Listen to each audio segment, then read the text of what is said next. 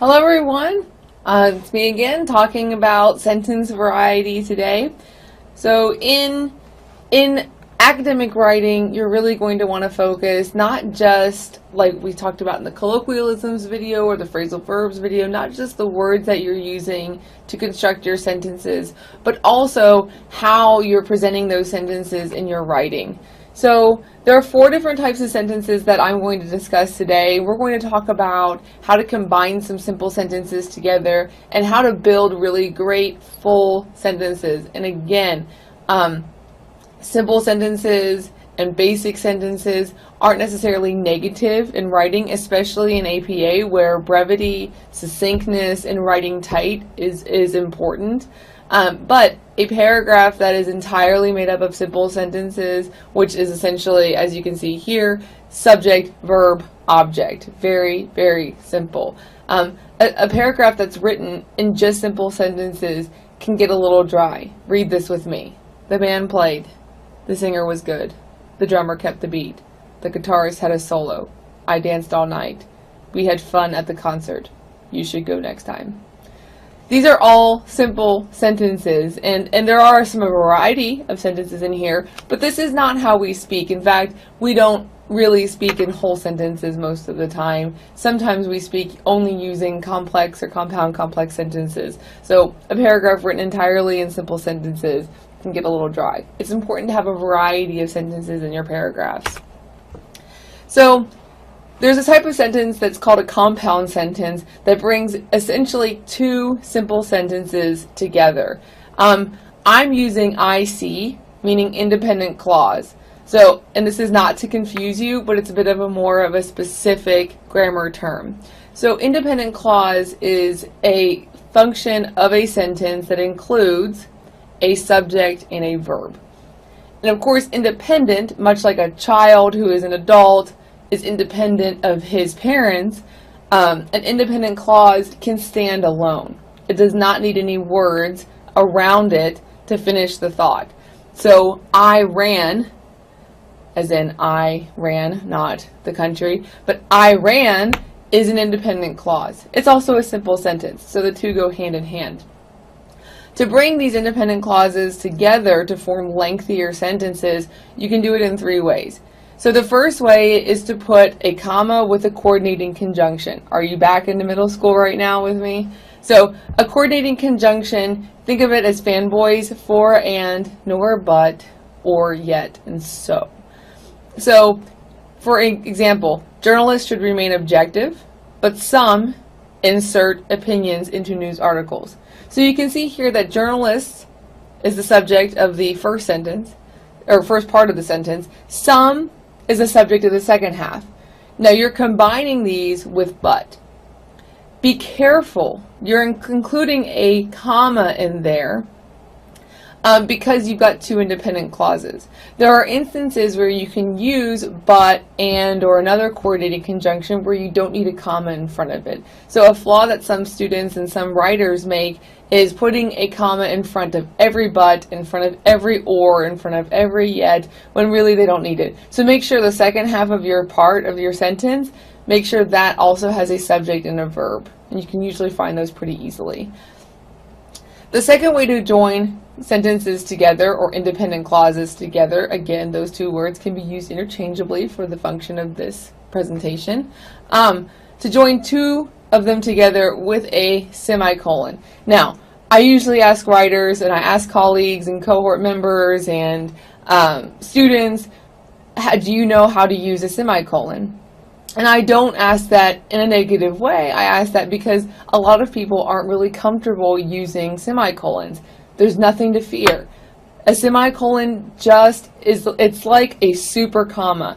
You can see it's, even the symbol itself is a period plus a comma. You're telling your readers, and punctuation is a language, right? When a writer puts a period at the end of the sentence, he or she is telling readers it's time to stop, I'm moving on to another idea. It's probably connected if it's in the same paragraph, but I'm moving on to another idea. A semicolon tells readers it's time to stop, but I'm going to give you either another part of this idea or I'm going to give you a converse part where you would use however. I'm going to give you a second thought to put with the first thought. So it's a stronger pause than a comma. And it's actually the punctuation itself, if you can imagine punctuation as being weightlifters, right? A period is like a super duper heavy weightlifter person, right? Can lift a lot of weight. A comma is like, I don't know, me, not able to lift a lot of weights, maybe the bar, maybe, you know, a couple pounds on top of the bar. It's not a strong punctuation mark. A semicolon is somewhere in between. It can hold two independent clauses together just fine. So here is the same group of words, just in a different way. Journalists should remain objective. Some insert opinions into news articles. You're getting the same ideas with just a different bit of a combination. The last way to join two compound ideas or to make a compound sentence is to insert a semicolon, a conjunctive adverb, and a comma. Conjunctive adverb is a really specific, scary sounding phrase to describe words that you probably use every day. So, however, moreover, furthermore, get on Google, get on Yahoo, and search conjunctive adverb. You'll have gads of lists to go by, and it can really add something to your writing. So here's that same sentence. Journalists should remain objective. However, some insert opinions into news articles. Now, you may have an opinion about which of these sentences is better than the others, but all of them are performing the same function. All of them get the ideas across, and all of them present writing that is slightly elevated from simple sentences. Again, we could take and put a period. Journalists should remain objective, period. Some insert opinions into news articles. Instead, we've given our readers clues. We've given our readers a guide. That's why we use these lengthier sentences, these lengthier words, because we are guiding our readers through a journey, right? And but and however show the readers that the first thought and the second thought are connected. And it's really important to know that. The next type of sentence I'm going to discuss is a complex sentence. So I've got DC on there. We've talked about independent clauses. A dependent clause is a clause that cannot stand alone. Now you might think, oh, okay, dependent clause, it's going to be shorter than an independent clause. That's not usually the case because it takes a subordinator to go with the independent clause to make it a dependent clause. For example, you see whenever I go to the mall. If I take the word whenever out, I've got an independent clause. The word whenever is telling readers or is telling you that I go to the mall, but only all the time when I go to the mall. So whenever I go to the mall. So it's every single time, not just I go to the mall. It's every time I go to the mall, I overspend on clothes. So if I take it out, it can stand alone, and it's fine. So a dependent clause cannot stand alone, and it's always because there's a subordinator. A dependent clause still has a subject and a verb. So just saying the mall, that's not a dependent clause. Even though it can't stand alone, it's not a dependent clause. A dependent clause must have a subject, a verb, and a subordinator. So you probably do this naturally as native speakers of English.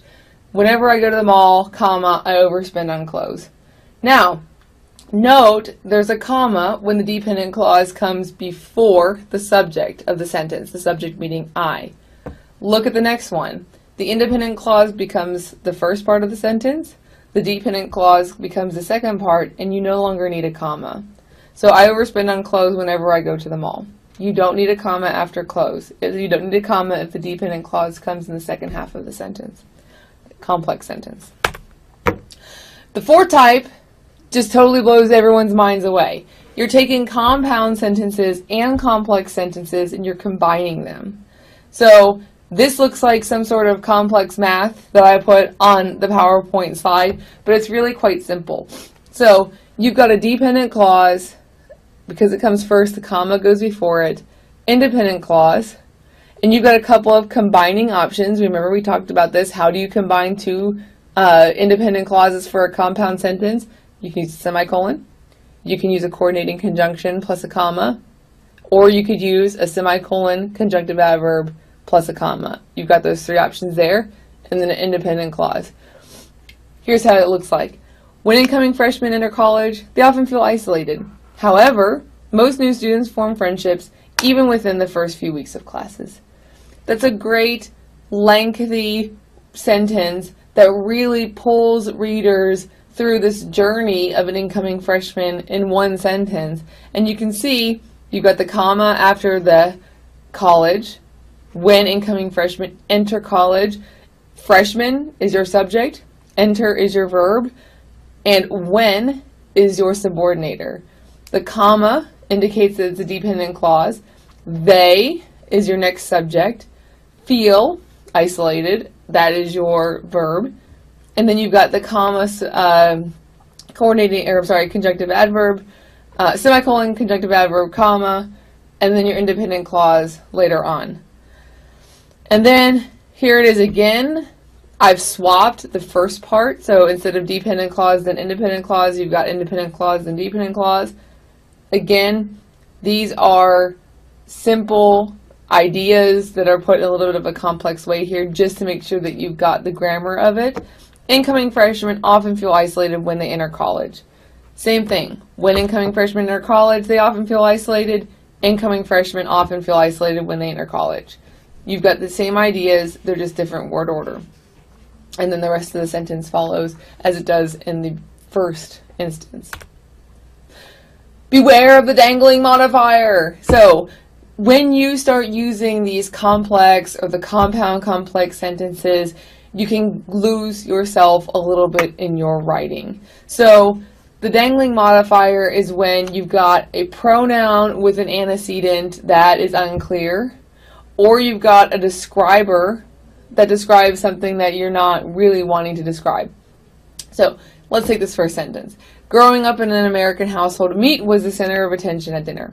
Well, I'm assuming that a cooked steak or a cooked chicken or whatever it is, the main course of your meal, did not grow up in an American household. So here we have an attempt at a sentence when really the person probably wants, growing up in an American household, I experienced meat as a center of attention or something along those lines. As a strong teacher who cares about her students, you would think Dr. Smith deserves tenure. So here again, you've got you as a subject, which using second person, as I discussed in the voice video, using second person is not a good idea in academic writing anyway. But here, you're saying that you are a strong teacher who cares about her students, not Dr. Smith. So you'd want to swap that out. As a strong teacher who cares about her students, Dr. Smith deserves tenure. Walking on campus, the sounds of fall were clear. Well, this says that the sounds of fall walk on campus. And again, you have to have a person or an entity or an animal as the subject of the sentence because the sounds of fall do not walk on campus. Okay, so this concludes my lecture on sentence type. I hope that you are able to start using a variety of sentences in your writing. If you need help with this, if you need assistance, the Writing Center is always there for you. Take your simple sentences to them. They can help you build onto them and really fill them out and make your writing more academic. Here's the information on how to get a hold of them. Thank you very much.